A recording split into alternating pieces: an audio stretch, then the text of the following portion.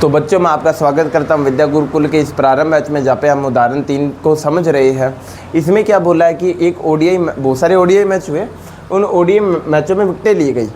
तो 20 से 60 विकटें हैं वो 7 गेंदबाजों ली, 60 से 100 विकटें 5 गेंदबाजों ने ली, 100 से 150 विकटें 16 गेंदबाजों ने ली, 150 से 250 विकटें 12 गेंदबाजों ने ली। ऐसे करके अपने वो डाटा दिया गया।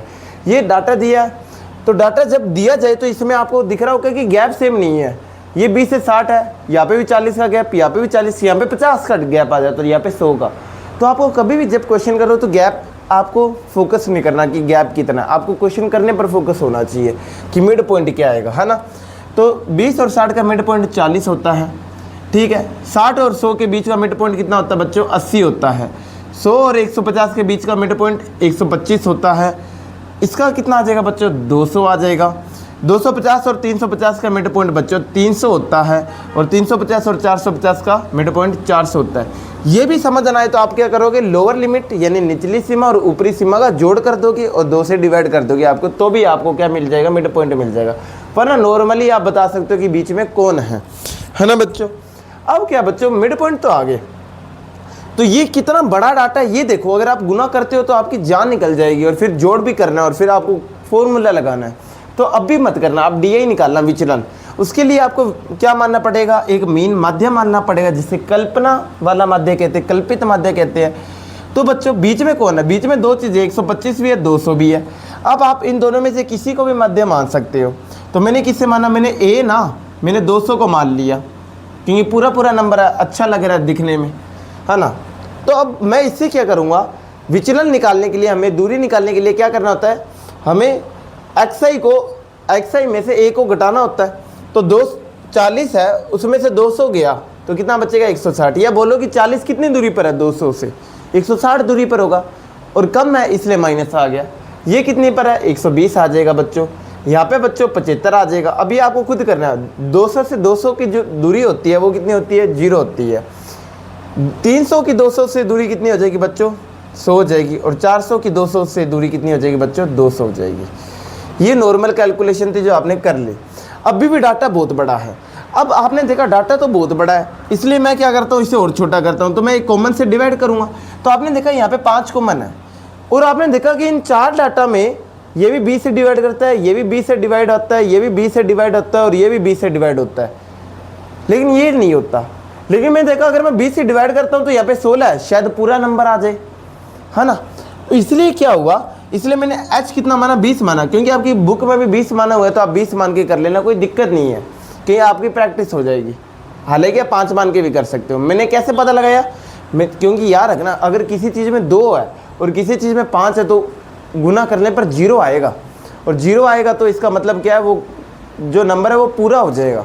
इसलिए मैं इसे क्या 20 से डिवाइड करूँगा, तो जो चीज़ आएगी ना, और ठीक है, उसे मैं जब 16 से गुना करूंगा तो मुझे क्या मिल जाएगा? पूरा नंबर मिल जाएगा, जिसके कारण FI/UI में मुझे कोई दिक्कत नहीं आएगी। अभी मैं करके बताता हूँ कैसे। अब देखना, इसमें मैं 20 का डिवाइड करता हूँ तो कितना आता है? माइनस का 8 आता है। यहाँ पे मैं 20 का डिवाइड करता हूँ तो कितना आता है? माइनस का 6 आता है। यहाँ पे माइनस का 3.75 आता है। 0 में 20 का डिवाइड करो 0, यहाँ पे 5 और यहाँ पे 10 आता है। तो ये अपनी मेन और नॉर्मल कैलकुलेशन थी जो अभी तक अपनों ने कर ली, है ना। तो ये बात आपको नोटिस में आनी चाहिए। उसके बाद में FI/UI निकालने के लिए क्या करूँगा मैं? FI का गुना UI से कर दूंगा। 7 गुना माइनस का 8 कितना होता है? 56 होता है। 5 गुना माइनस का 6 30 होता है। 16 गुना 3.75, तो मैंने इसकी कैलकुलेशन कर ली थी। तो बच्चों ये कितना आएगा? ये 60 आएगा माइनस का, आप कर लेना, ठीक है। 12 गुना 0 0 होता है। 2 गुना 5 10 होता है, और 3 गुना 10 30 होता है। अगर आपको दिक्कत है मैं कैलकुलेशन करके दिखा देता हूँ। आप इसे 3.75 की जगह 375 मान लो, और 16 से आप क्या कर दोगे? गुना। तो 16 5 कितना होता है बच्चों? 80 होता है। 8 हासिल गई। 16 7 कितना होता है बच्चों? 112। 112 में 8 जोड़े कितना होता है? 120, तो 12 आगे गया। 16 3 48, 48 और 12 60 होता है। देखो, दो नंबर के बाद में पॉइंट था, इसलिए मैं यहाँ पे 2 0 के बाद में पॉइंट लगाऊंगा। ये बात समझ आ गई। तो आंसर कितना है? 60। तो मैंने यहाँ पे लिख दिया ये। अब बच्चों अगर मैं इनका जोड़ करूँ तो 30 से ये -30 कट गया, और 10 से ये गया तो ये कितना आ जाएगा? -50। और माइनस का 50 और 56 कितना होता है माइनस का बच्चों, ये हो जाएगा 106। अब आपको फॉर्मूला लगाना है। स्टेप डेविएशन का फॉर्मूला क्या था, स्टेप डेविएशन मेथड के लिए जो मीन था मेरे पास, उसमें क्या एज्यूम्ड मीन होगा, है ना। उसमें क्या करूँगा बच्चों, मैं एफ आई यू आई जो मेरा आएगा उसमें भाग दूंगा पहले मैं एफ आई का जोड़ का सभी का और गुना करूँगा एच का, है ना। तो अब बताओ मैंने एज्यूम्ड मीन कितना माना था बच्चों, 200 माना था। ए कितना आया बच्चों, ए 200 है। एफ आई यू आई कितना है बच्चों, अगर मैं ये करूँ तो ये माइनस का 106 है। और बच्चों एफ आई का जोड़ मैं बताता हूँ, यहाँ पे आ जाएगा ये 7 और 5 12 12 और ये आ जाएगा 16 22 28 28 और 12 कितना होता है 40 40 और 5 45।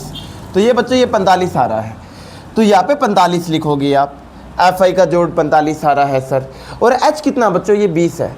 जब आप इसकी कैलकुलेशन करोगे ना बच्चों तो ये कितना आ जाएगा, ये आ जाएगा 200 माइनस का किस में आएगा बच्चों, माइनस का आंसर आएगा किस में आएगा बच्चों, ये माइनस में। और ये कितना आता है बच्चों 47.11। और जब आप ये घटाओगे तो आपको आंसर मिल जाएगा 152.89 और यही आपका आंसर है। तो ध्यान रखिएगा, मेन ये टेबल है, ये बनाने सीख गए और फॉर्मूला याद है तो आप कर सकते हो। जय हिंद।